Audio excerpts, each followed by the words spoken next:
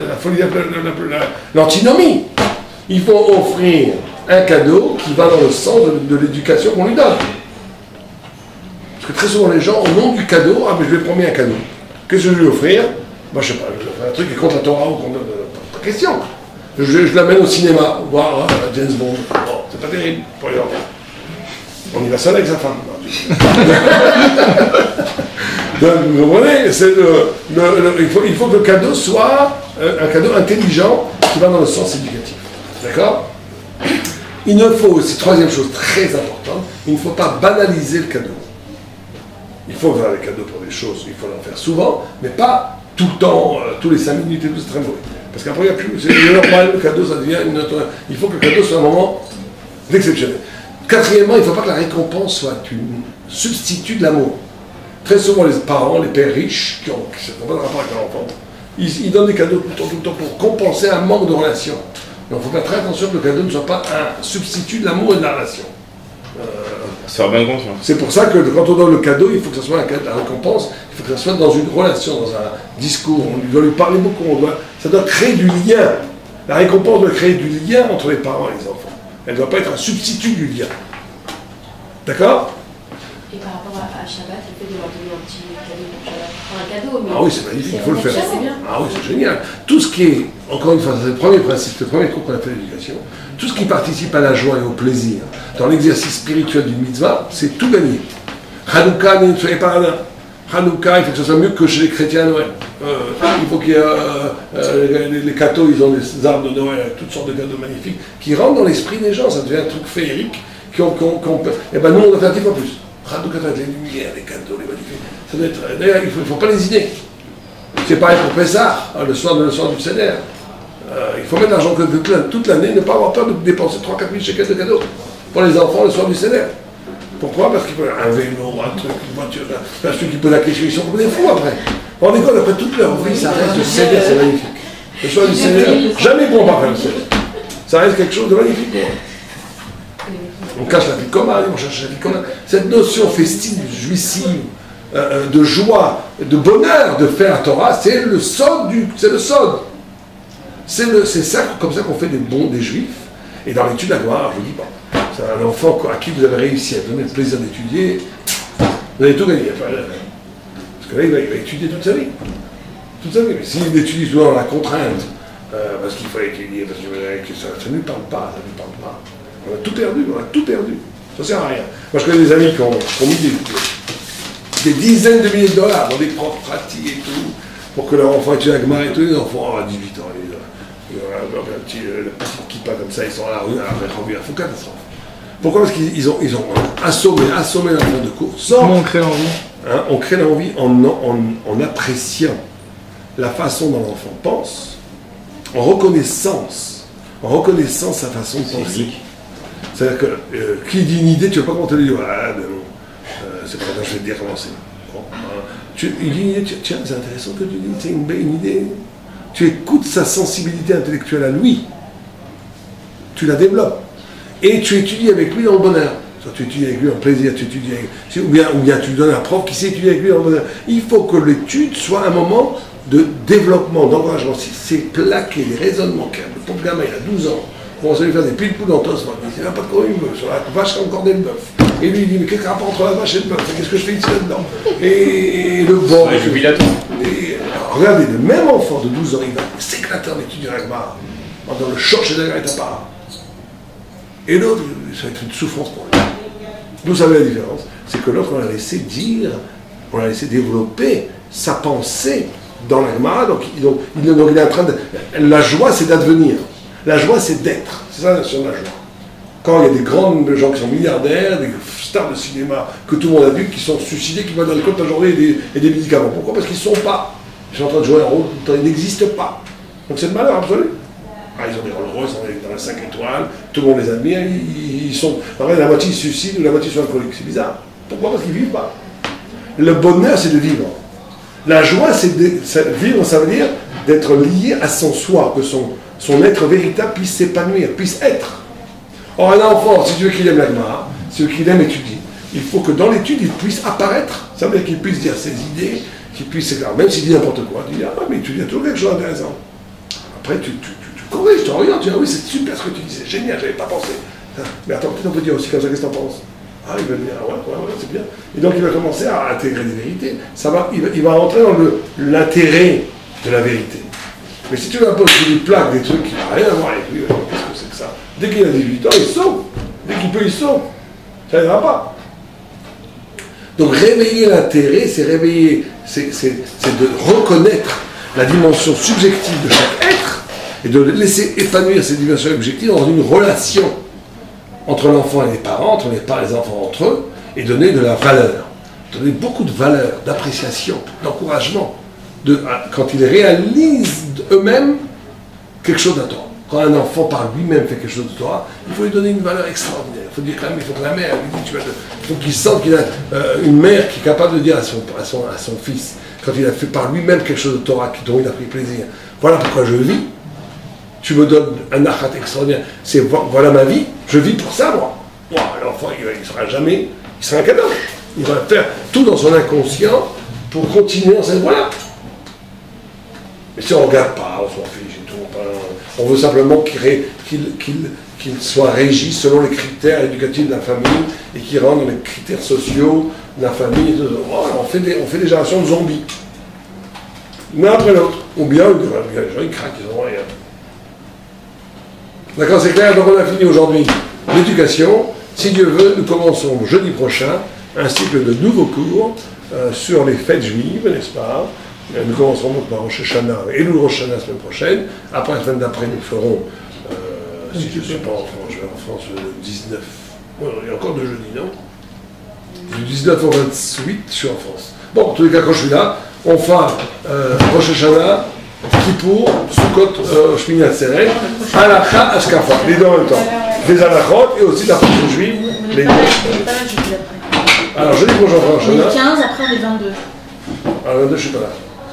Non, le 22, je ne suis pas là. Je sais pas, non, c'est ça? On est 8. Donc, le 22, je ne suis pas là, mais après le 29, Ah, ok. le 29, oui, et après... Le 29, on est déjà... ce sera juste avant Rosh Hashanah. Ah, juste avant Rosh Hashanah, et après on va sur Kippour. Non, on va faire Rosh Hashanah, Kippour, Sukkot. Donc, on a 3 cours. Kalto. Pas paracha. Ceux qui vont rester. On va paracha, il n'y a pas d'obligation. Après paracha, Ouais, mais 5 minutes. 5 minutes. Mishpatim, il y a la notion de Mishpatim. La notion de Mishpatim, elle est très compliquée. Parce qu'en réalité, vous savez qu'il y a. Ouais, Mishpat, la notion de donner des chauffettes, de donner des. Là, il y a écrit dans le premier psukim de donner des gendarmes. C'est très bizarre. La Torah a inventé le gendarme, la maréchaussée. La maréchaussée est une invention taurique. Encore une des inventions tauriques que vous ne connaissez pas. Or, le principe normalement d'un rapport à Dieu absolu, c'est qu'il n'y a pas besoin de garde. C'est une trahison du rapport de Dieu absolu.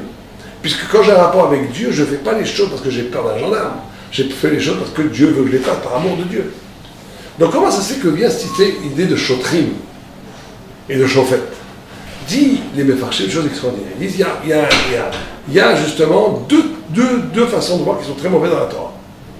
Enfin, par rapport à la Torah. Un, ça serait de voir qu'un rapport mystique avec Dieu.